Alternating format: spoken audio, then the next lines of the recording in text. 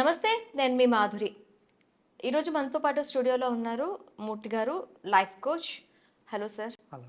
Sir, యూనివర్స్‌కి మీరు శక్తి ఉంది అని అంటున్నారు. ఆ శక్తి ఇప్పుడు దైవశక్తా? లేకపోతే ఇప్పుడు మీరు చెప్పిన ఎలక్ట్రోమాగ్నెటిక్ వేవ్‌కి సంబంధించిన శక్తా? అసలు ఈ శక్తిని మీరు ఎలా డిఫైన్ చేస్తారు? మీరు ఏ రూపంలో దీన్ని చూస్తారు? నేను లా ఆఫ్ అట్రాక్షన్ ప్రాక్టీస్ చేయడానికి కొత్తగా నేను తెలుసుకున్నటువంటి సమయంలో అందరూ యూనివర్స్ అంటున్నారు. ఏంటి యూనివర్సు? ఎక్కడుంటుంది? దీన్ని ఎలా ఐడెంటిఫై చేయాలి? దీనికి ఏమైనా పేరుందా? ఇలాంటి ప్రశ్నలు ఎన్నో వచ్చేవి నాకు. నేను లా ఆఫ్ అట్రాక్షన్ ప్రాక్టీస్ చేశాను. నాకు సరిగ్గా రిజల్ట్ వచ్చేది కూడా కాదు. నేను విజువలైజేషన్, అఫర్మేషను ఎంత చేసినా నాకు రిజల్ట్ రాలా. నేను వేరే వాళ్ళు చెప్తే వాళ్ళకి వస్తుంది రిజల్ట్, నాకు రావట్లేదు. నేను ఒక సందర్భంలో అసలు లా ఆఫ్ అట్రాక్షన్ లేదు, ఏం లేదు అనుకునేవాడిని. ఓకే. పక్కన పెట్టేశాను కూడా. తర్వాత మళ్ళీ నా ఫ్రెండ్ కన్నా కలిసినప్పుడు లా ఆఫ్ అట్రాక్షన్ లేదు, ఏం లేదని అన్నాను. లేదు, నువ్వు చెప్పింది నాకు రిజల్ట్ వచ్చింది, నువ్వు అలా అంటావేంటి అని చెప్పాడు. అప్పుడు మళ్ళీ రే ఇదేదో ఉంది, మనం మిస్ అవుతున్నాం ఎక్కడో అని మళ్ళీ కొన్ని బుక్స్ తెప్పించుకొని కొన్ని క్లాసెస్, ఇంటర్నేషనల్ వెబినార్స్ అటెండ్ అయిన తర్వాత నాకు క్లారిటీ వచ్చింది. అంటే యూనివర్స్ అనే దాని మీద ఒక స్పష్టత వచ్చింది. ఓకే. అంటే ఇక్కడ ఏంటి ఎనర్జీ అని అంటున్నారంటే, మన ఆధ్యాత్మిక గ్రంథాల మీద నాకు కొంత అవగాహన ఉండడంతో నేను వాటిని రెఫర్ చేశాను. ఇక్కడ ఎక్కడన్నా మన సోర్స్ ఉందని. ఎందుకంటే మన సనాతన ధర్మంలో ఈ సృష్టి ప్రారంభం దగ్గర నుంచి ప్రతిదీ చాలా వివరంగా చెప్పడం ఉన్నాయి. ఎలా ప్రారంభమైంది, భగవంతుడి యొక్క సంకల్పం ఏంటి, ముందు స్పేస్ సృష్టి ఎలా జరిగింది, టైము, తర్వాత ఎయిరు, ఈ పంచభూతాల సృష్టి, ఎవరెవరు అధిదేవత, ఇంత వివరంగా ఉన్నప్పుడు ఈ యూనివర్స్ గురించి ఉండదా అని నేను స్టడీ చేయడం ప్రారంభం చేశాను. చాలా గ్రంథాలు స్టడీ చేశాను.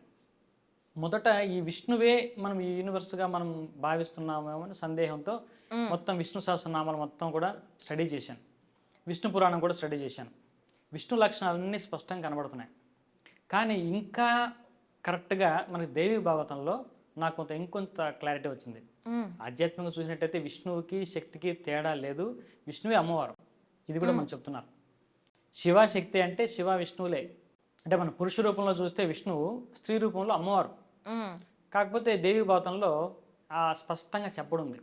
ఈ యూనివర్స్ని ఎవరు అంటున్నారు అంటే భువనేశ్వరి దేవినే మనం యూనివర్స్ అని అంటున్నాం. ఆవిడనే మన యూనివర్స్గా మనం చూస్తున్నాం. ఆవిడే శక్తి స్వరూపిణి. ఆవిడ యొక్క శక్తి వల్లే ఇవన్నీ కూడా నడిపింపబడుతున్నాయి. ఈ ప్రకృతి, ఆవిడకి మూల ప్రకృతి అని కూడా పేరు.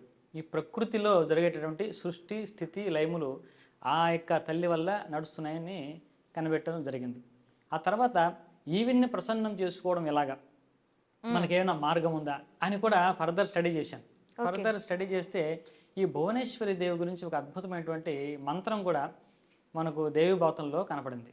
అది భువనేశ్వరి నమః, శ్రీ భువనేశ్వరి నమః అనే ఈ మంత్రం ద్వారా కూడా మనము ఆ యూనివర్స్ని మనం ప్రసన్నం చేసుకోవచ్చు. తర్వాత నేను లక్ష్మీ అష్టోత్తరం చూసినప్పుడు మీ అందరూ చూసే ఉండొచ్చు, 108వ నామము భువనేశ్వరి నమః అని లక్ష్మీ అష్టోత్తరంలో 108వ నామం. ఆ తర్వాత అర్థమైంది ఈ లక్ష్మీదేవి ఆ యూనివర్స్ అని, ఈ లక్ష్మీదేవి ఈ భువనేశ్వరి అని, అంతా ఒకటే అని తర్వాత అర్థమైంది. అంతేకాకుండా మొదటి నామం ప్రకృతి నమః అని వస్తుంది. అంటే మూల ప్రకృతి ఆవిడ. ప్రకృతి అంటేనే యూనివర్స్. కాబట్టి ఎటు చూసుకున్నా అమ్మవారే యూనివర్సు. కాబట్టి నేను అక్కడి నుంచి సాధన ఎలా ప్రారంభం చేశానంటే ఈ అమ్మవారితో మనం ఎలా కనెక్ట్ అవ్వాలి, ఎలా కనెక్ట్ అయితే మనం యూనివర్స్ని మనం ప్లీజ్ చేసుకోవచ్చు అని సాధన ప్రారంభం చేస్తే నాకు మళ్ళీ అదే గ్రంథాల్లోనే ఒక అద్భుతమైనటువంటి ధ్యాన ప్రక్రియ ఒకటి కనపడింది. ఆ ధ్యాన ప్రక్రియకి ఏం పేరు పెట్టారంటే స్వస్వరూప ధ్యానం అని చెప్పారు. ఓకే. మన యొక్క స్వస్వరూపంతో మనము కనెక్ట్ అవ్వడం. మన స్వస్వరూపం ఏంటంటే ఆనంద స్వరూపము, ప్రేమ స్వరూపమే. సహజంగా మనందరూ ఆత్మ స్వరూపం. ఆత్మ ఎప్పుడు కూడా ఆనందము, ప్రేమ, సంతోషము ఈ వైబ్రేషన్లో ఉంటుంది. ఓకే. కాబట్టి మనం కూడా ఎప్పుడైతే ఈ వైబ్రేషన్లోకి వెళ్ళి మనం ఉంటామో అప్పుడు కంప్లీట్గా మనము భగవంతుడితో లేకపోతే యూనివర్స్తో కనెక్ట్ అయిన వాళ్ళమే అవుతాం.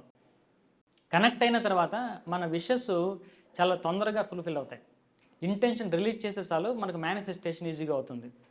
అంటే మనం మామూలుగా విజువలైజేషన్, అఫర్మేషను, 369 ఫార్ములా ఇది చాలా లేట్ ప్రాసెస్ అవుతుంది మనకు. మనము స్వస్వరూప ధ్యానం ద్వారా అమ్మవారితో కనెక్ట్ అయ్యి మనం ఒక్కసారి ఇంటెన్షన్ రిలీజ్ చేస్తే మనకు సరిపోతుంది. అయితే ఈ సస్వరూప ధ్యానం అంటే ఏంటి అసలు? దీన్ని ఎలా ప్రాక్టీస్ చేయాలంటారు? దీన్ని ప్రాక్టీస్ చేయడం అంటే అది చాలా పెద్ద ప్రక్రియ ఉంది. మనం క్లాస్లో చెప్తూ ఉంటాం. ఓకే. మనం కాకపోతే టూకీగా అర్థమయ్యేలా చెప్తాను. మన యొక్క ప్రేమ స్థితి, ఆనంద స్థితికి మనం వెళ్ళడమే ఈ ధ్యానం యొక్క ఉద్దేశం. ఇది కొత్తగా నేను కమేగే ప్రేమ స్థితి, ప్రేమ స్వరూపంగా ఉండడం, ఆనంద స్వరూపంగా ఉండడం మన సహజ స్థితి. దాంట్లోకి మనం వెళ్ళడం అంటే మన చుట్టూ ఉన్నటువంటి ఎమోషన్స్ అన్ని కూడా క్లియర్ చేసుకుంటూ ఎలిమినేట్ చేసుకుంటూ వెళ్తే మిగిలేదే ఆ స్థితి. ఓకే. ఎప్పటికప్పుడు మనం ఆ స్థితికి చేరుకోవచ్చు. ఆ స్థితిలో వీలైనంతసేపు మనం ఉండడమే స్వస్వరూప ధ్యానం. ఈ ధ్యానంలో మధ్యలో ఒక్కసారి అమ్మవారికి నాకు ఆ యొక్క నా కోరిక ఏదైతే ఉందో దాన్ని ఫుల్ఫిల్ చేసినందుకు, గోల్ అచీవ్ అయినందుకు కృతజ్ఞత ఒక్కసారి చెప్పి మళ్ళీ అదే స్థితిలో మనం కంటిన్యూ అయితే మనకి తొందరగా 10 times ఫాస్టర్గా రిజల్ట్స్ వస్తాయి ఈ ధ్యాన పద్ధతిలో. అంటే అఫర్మేషన్ విజువల్ కంటే ఇది ఫాస్టర్ రిజల్ట్స్ ఇస్తాయి మనకు. ఓకే. సో స్వస్వరూప ధ్యానంలో మనల్ని మనం ప్రేమ స్వరూపాలుగా మూర్తి భవించుకొని ఫీల్ అవ్వ అది ఆ ఎమోషన్కి ఆ ఫ్రీక్వెన్సీ. ఎమోషన్స్ ఆ ఫ్రీక్వెన్సీతో మనం ధ్యానం చేయాలి. అవును. ఓకే. అయితే క్రితం మీరు చెప్పారు కదా, నేను మేనిఫెస్టేషన్ చేసినా చేయలేకపోయానని. ఈ కొత్త టెక్నిక్ నేను కనుక్కున్నాను అని చెప్పారు. దీన్ని యూజ్ చేసుకొని మీకు ఎంత టైం పట్టింది మేనిఫెస్టేషన్? దీనికి టైం చెప్పడమే కష్టం. ఎందుకంటే నేను ఏదైతే అనుకుంటున్నానో అంతకంటే ముందుగా నాకు అవి మేనిఫెస్ట్ అయిపోతున్నాయి. ఓకే. నేను ఈ లా ఆఫ్ అట్రాక్షన్ ఈ ఫీల్డ్లోకి లేకుంటే లైఫ్ కోచ్గా నేను డిసైడ్ అవ్వలేదు. నేను రావాలని డిసైడ్ అవ్వలేదు. అవ్వక ముందే నాకు ఒక 15,000 రూపీస్ సూటు, మంచి డ్రెస్సు ఇంటికి వచ్చేసింది. గిఫ్ట్ ఫామ్లో ఆల్రెడీ ఇంటికి వచ్చి ఉంది.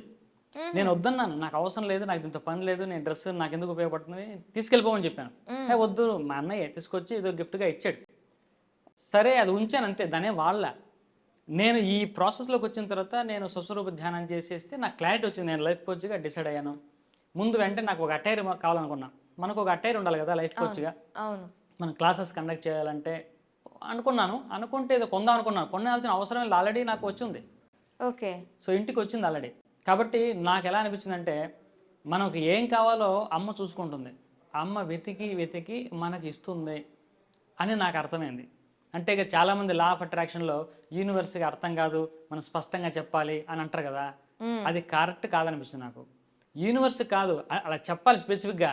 అర్థం కాలేకపోయింది యూనివర్స్ కాదు, మనకు అర్థం కాదని స్పష్టంగా చెప్పాలి. మనకి ఏం కావాలో మనకు తెలియదు కాబట్టి మనం క్లియర్గా చెప్పాలని. అంతేగాని యూనివర్స్కి అర్థం కాకేం ఉండదు. యూనివర్స్కి అన్నీ అర్థమవుతాయి. యూనివర్స్ మన తల్లిలా భావిస్తే మనకు వెతికి ఏం కావాలో అందిస్తూ ఉంటుంది అమ్మ. కాబట్టి ఈ మార్గంలో నాకు 10x ఫాస్ట్గా రిజల్ట్స్ వస్తున్నాయి మేనిఫెస్టేషన్. ఓకే. ఏది కోరుకున్నా వెంటనే దానికి ఒక మార్గం చూపించడమో, వెంటనే దాన్ని మందిరం తీసుకురావడమో జరుగుతూ ఉంటుంది. ఇలాగే నాకు కారు కూడా గిఫ్ట్గా వచ్చింది. కారు కూడా అదే గిఫ్ట్. నేను ఆశించక ముందే నాకు వచ్చింది. నేను కారు అమ్మేసాను ఆల్రెడీ. ఇంతకుముందు కారు లేకుండా ఉన్నాను. వెంటనే నా కారు వచ్చేసింది, గిఫ్ట్గానే వచ్చింది. ఓకే. సో అమ్మ ధ్యానంలో మీరు పర్ఫెక్ట్గా మీకు ఏం కావాలో అవన్నీ అమ్మ చూసుకుంటుంది. Okay. Okay sir, thank you very much.